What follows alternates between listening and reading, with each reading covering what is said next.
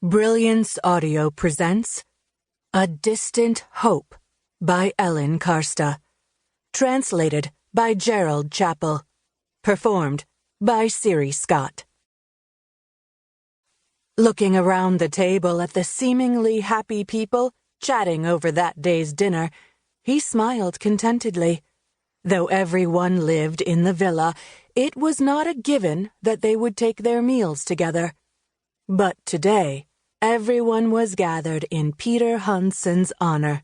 Georg and Robert, his two eldest sons, along with their wives and children, as well as Karl, his youngest son, who at 29 still hadn't managed to find a wife, let alone start a family, which caused Peter some worry.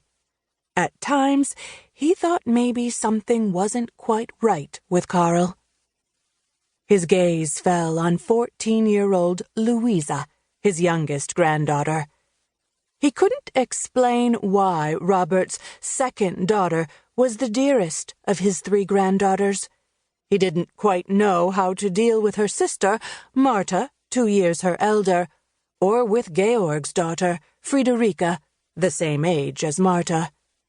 Even his grandson, Richard, the only male descendant so far, was for him merely his son's son. Richard was 17, and his parents wanted him to graduate from high school a year early. Hansen doubted his grandson could do it. He saw him as a young man lacking in ambition, who must certainly have some talents, though his grandfather was unable to discern what they might be. Friederike and Marta resembled their respective mothers too much for his taste. The girls felt that their purpose in this world was to lead a comfortable life at the side of a wealthy husband who would support them financially. His own wife, Marie, had been cut from a very different cloth. During their almost 40 years of marriage, she had been more of a partner to him, until an illness spirited her away 2 years ago. Not a day had passed since then that he hadn't contemplated her meaningless death and his now equally meaningless life. He surveyed the room again, only vaguely following the conversation. He put down his silverware, removed the linen napkin from his lap, and stood up, holding it in his hand. "I would like to thank you again for finding time for me on this day. It means a great deal to me.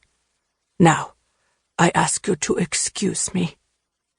He laid the napkin on the table and walked slowly to the door. Passing Luise, he paused and gently stroked her cheek. His granddaughter smiled and nuzzled against his hand. A moment of indecision. And then he continued on his way. He felt his family's questioning gaze as he closed the sliding door behind him. He calmly climbed the stairs to his study. After closing the door, he leaned against it for a moment and took a deep breath.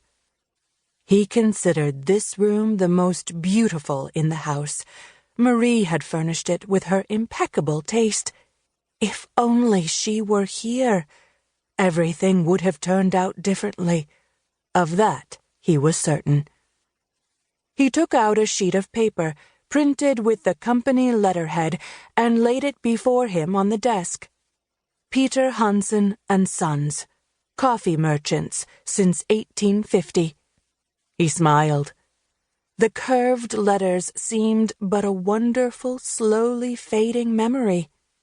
He picked up his fountain pen and searched in vain for the right words. Then he placed the pen on the sheet of paper, took a deep breath, and opened the bottom drawer.